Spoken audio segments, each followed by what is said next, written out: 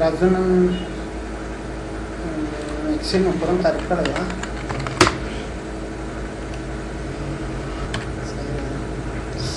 راځو نن به دا وایو چې مثلا څه ډول کولی شي اکسل څنګه کو خلاص کړو. صحیح ده. how to open MS Excel څنګه کولی شي اکسل خلاص کړو.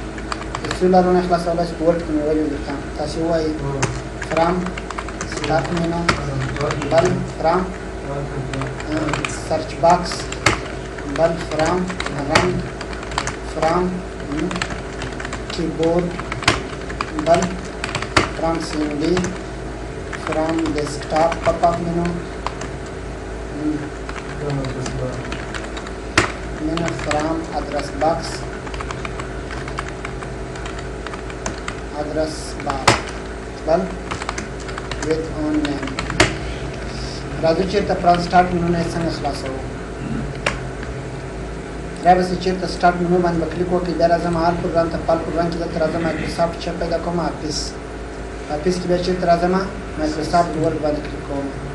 دا ګورئ او بخښئ دې آل پروګرام ته راځم بیا مایکروسافټ آفیس ته راځم مایکروسافټ ایکسل باندې کلیک کوم. ډایرکټ پروګرام خلاص.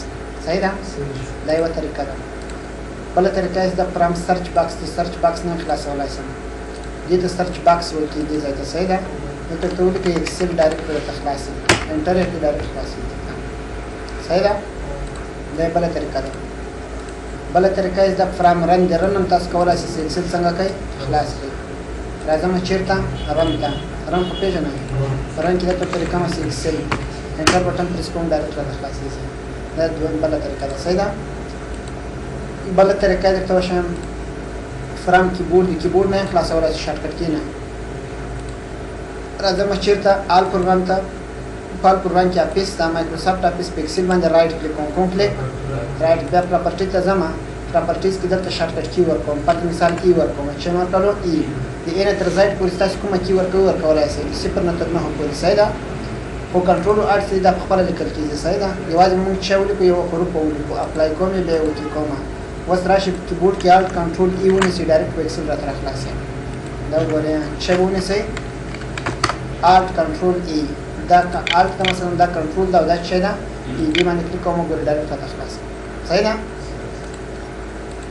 بله طریقه درته وښیم فرام سی ایم ډي. د سی ایم ډي لارې نه خلاصوي. سی ایم ډي معنی کمانډ پرامپټ. راځم چېرته رن ته. رن کې ورته لیکم سی ایم ډي انټر بټن پرېس کوم. او درته لیکم چې سټارټ چې شی ایکسل انټر بټن پرېس کوم ډایرکټ په ایکسل راته خلاص کړه. صحیح ده. دا وګورئ راځم چېرته رن ته. په رن کې ورته لیکم سی ایم ډي انټر. اوس ورته وایم سټارټ ایکسل انټر. دا وګوره ایکسل راته خلاص شو. صحیح ده. د دې ځای نه وروسته راځم بیا راځم بله طریقه چې در سره فرام ډیسکټاپ پاپ اپ منو. کله چې تاسو رایټ کلیک وکړئ دې منو ته څه ویل کېږي پاپ اپ منو. کولی شئ دلته لاندې راشي نیو ته او په نیو کې دلته ورته انتخاب کړئ مایکروسافټ ایکسل ورکشیټ. دې باندې مو کلیک وکړئ یو نوم به ورکړم مثلا علي. که نوم نه ورکوم کومه کیسه نه ده. انټر بټن پرېس کوم. دا وګوره ډایرکټ په ایکسل راته خلاصېږي. دا بله طریقه ده. او که چېرته مو دا طریقه هم نه وي د ادرس بار نه یې خلاصولی شئ. رایټ کلیک کوم. راځم چېرته ټول بار ته. په ټول بار کې چا لیکلی دی ادرس. کولی شم په دې ځای کې ورته ولیکم ایکسل انټر بټن پرېس کوم. بیا هم راته خلاصېږي. دا یې بله طریقه ده. ګورئ رایټ کلیک پراپرټي دا ټیک مارک نه ولګېدلی وینئ. را به شئ ټول بار ته دا ټیک مارک ولګوئ ادرس. بیا لاندې دلته ورته ولیکئ ایکسل انټر. دا وګورئ ایکسل به راته خلاص شي. صحیح ده. بله طریقه یې دا ده چې مثلا که تاسو څوک ووایئ چې ما د ایکسل سپیلنګ نه ده د خپل نوم مې زده ده رحیمي مثلا زه وایم چې کله رحیمي ورته ولیکم ډایرکټ ما ته ایکسل څنګه شي خلاص شي. اوس خو نه خلاصېږي ځکه دا کمپیوټر څه پېژني. نو دې لپاره به موږ اول دا ایکسل چې دا کمپیوټر ته ورمعرفي کوو د رحیمي په نوم باندې. لکه څه ډول ګورئ. اول راځم چېرته کمپیوټر ته. په کمپیوټر کې چېرته ځم سی ډریو ته. د سی ډریو نه وروسته چېرته ځم پروګرام فایلز ته. پروګرام فایل کې دلته مایکروسافټ آفیس پیدا کوم. دا ده مایکروسافټ آفیس کې بیا راځم آفیس 14 یا 14. ما خو ایکسل کار ده. ای پرېس کوم چې ایکسل راسي وړه ای ایکسل دا ده که نه ده. رایټ کلیک کوم. بیا څنګه کوم کاپي. کله مې چې کاپي کړو بیا سی ډریو ته ځم. خو دا ځل یې چېرته ځم وینډوز ته. کله چې وینډوز ته راغلم په دې ځای کې سیسټم 32 ته راځم 32.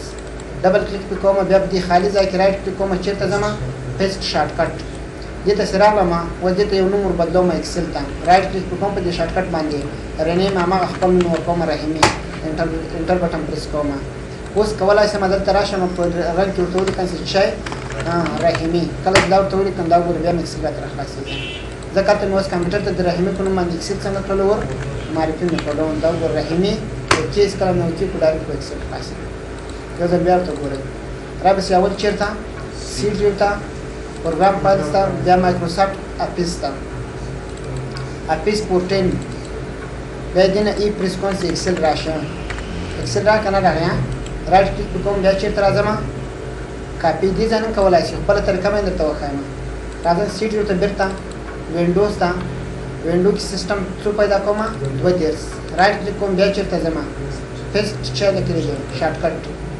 ایکسل بدل تراشه دې ته دا ځنه مثلا بل نوم ورکوم رنیم بیا ورځم نوم کوم موبایل دا بندو مکلمه چې دا بند کوستا تراشه پرم کې ورته ولیکي موبایل انټر بټن پریس کړئ بیا ایکسل خلاص شي کوم دې اپیس نه سره سره کولای شي شارټ کټ نیم راولای مثلا اس پروګرام فایل ته مزه وینډو ته لاړ شئ سیستم 32 ته لاړ شئ دغه کې وګورئ سیستم 32 دا رائټ کلیک کوم بیا چیرته ځم نیم ته په نیم کې چیرته راځم شارټ کټ شارټ کټ ته سره نم براوز باندې کلیک کوم بیا مغه لار ته ځم ګورم پروګرام سی ډیو پروګرام فایل کې چېو مایکروسافټ اپیس بیا اپیس 14 یا سورلس په دې ځای کې وچا پریس کوم ای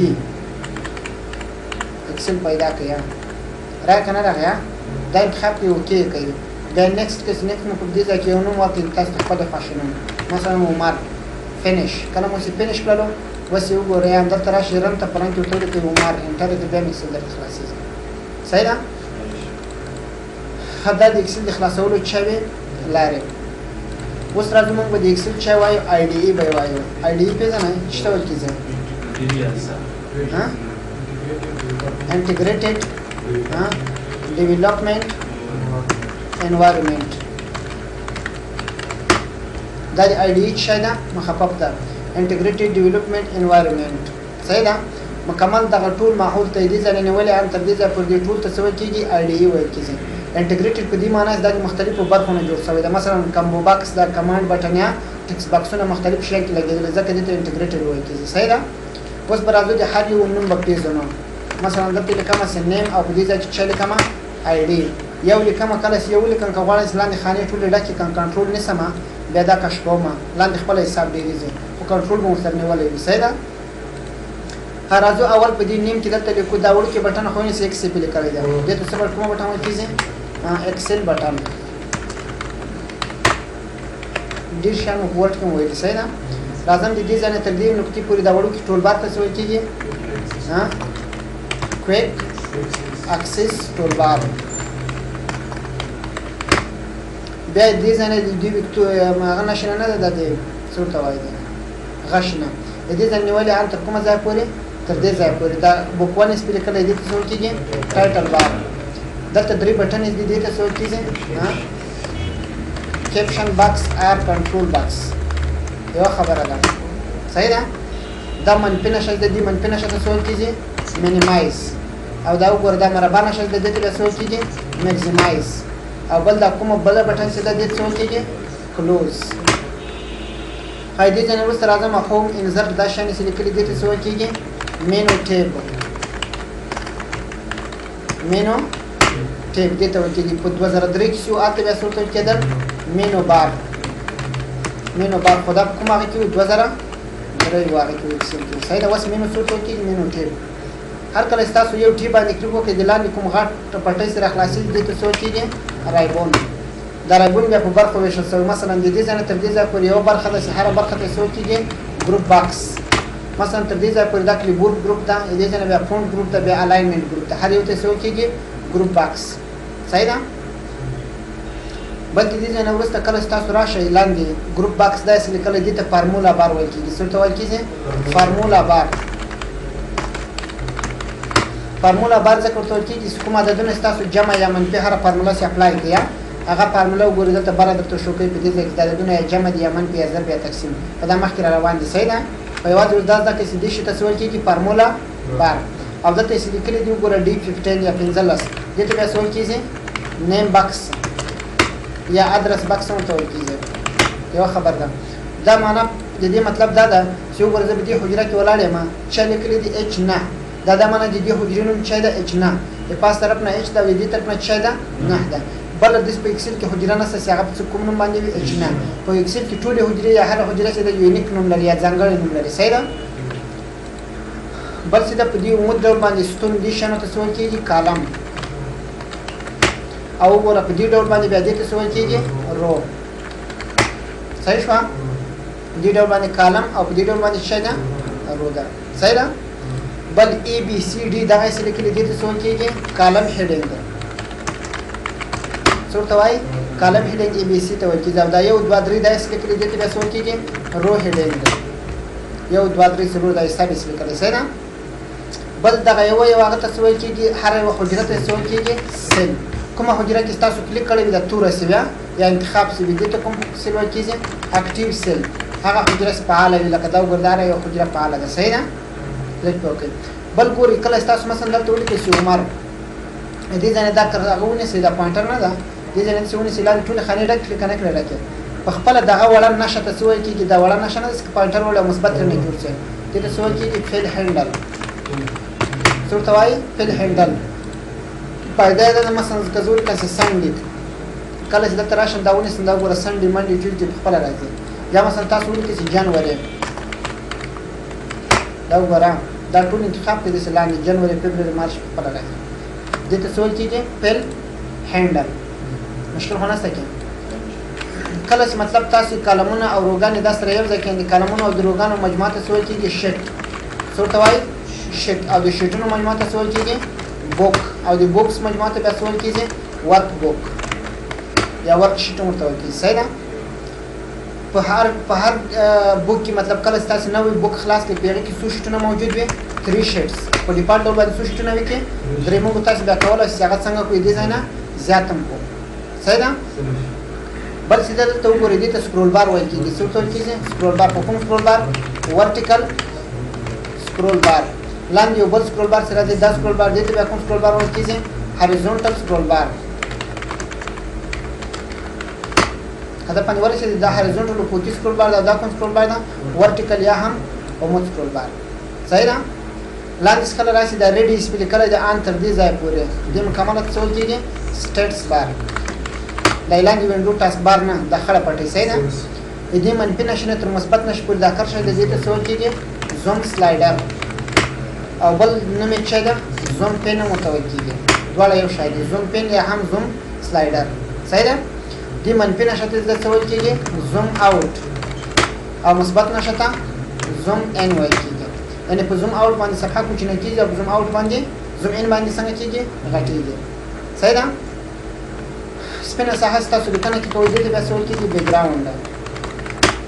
څه مشکل خو نشته کې. ښه اوس دلته موږ راځو لاندې دا کش کومه 3 دیرش دی کنټرول ونیسئ لاندې پسې کش خپل څه زیاتېږي. صحیح ده. کنټرول به مو نیولی وي او که بغیر د کنټرول نه کش کې بیا یوازې 3 دیرش کې راځي. دا وګورئ کنټرول چې ورسره ونیسئ بیا څنګه کېږي یو یو ورجمع کېږي مطلب همداسې مسلسل څه. صحیح ده.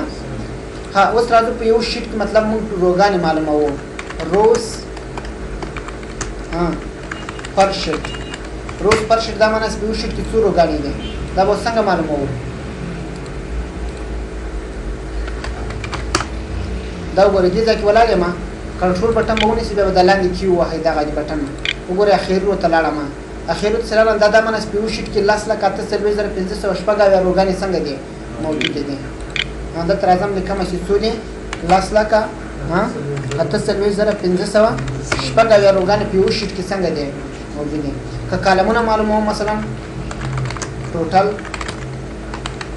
کالمز پر شیټ یو شیټ کې څو کالمونه دي کنټرول بټن به ونیسئ په دې طرف باندې به دا بټن ووهئ. وینئ کله چې راغلم په اخر کې چې لیکل ایکسپټ دی ده د دې پته خو اوس نه لګېږي چې څو ده نو وبلیکئ چې مساوي کالم COLUMN کالم دا بیا فنکشنو کې درته وایم قوس خلاص بیا قوس باندې انټر یې کړئ 14,300 څو دی 4 اتیا. دا وګورئ همدلته ورته ولیکئ چې 14,300 اتیا. دا په یو کالم کې د څه شمېر ده د کالمونو شمېر ده په یو شیټ کې. صحیح ده.